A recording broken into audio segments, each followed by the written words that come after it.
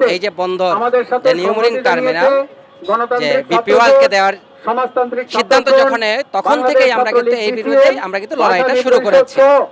কিন্তু বর্তমান ইউনিট সরকার সেই কোনো ধরনের জনমতকে কর্ণপাত না করে, জনগণের কথা না শুনে অতীতের ধারাবাহিকতায় এই লাভজনক কন্টেইনারটা সে তুলে দিচ্ছে।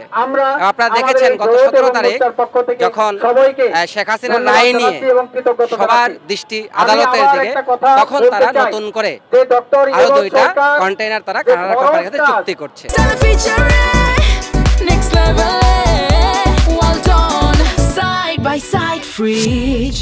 তাহলে এই সরকারের তো সেই এখতিয়ার নাই যে গণ আকাঙ্ক্ষা নিয়ে 5 তারিখে এই দেশের মানুষ লড়াই করেছিল, সেই আকাঙ্ক্ষার ধারে কাছে না গিয়ে যেভাবে করে অতীতের ন্যায় একটা নতজানু পররাষ্ট্রনীতি, আমেরিকা তোষণ, সাম্রাজ্যবাদী তোষণ করে যেভাবে করে টিকতে যাচ্ছে এবং এই টিকতে গিয়ে দেশকে যেভাবে করে একটা হুমকির মুখে ফেলছে, আমরা এখনো মনে করি আজকের এই সমাবেশ থেকে যে অবিলম্বে এই সিদ্ধান্ত থেকে ইউনূস সরকার সরে আসা উচিত। ইউনূস সরকার এখান থেকে যদি নিজেকে পিছিয়ে না নেয়, তাহলে সারা দেশব্যাপী আমরা পদত্যাগের দাবিতে আমরা ঘোষণা করব, আন্দোলন সংগ্রামে নামব, সেই প্রত্যাশাটা রাখি।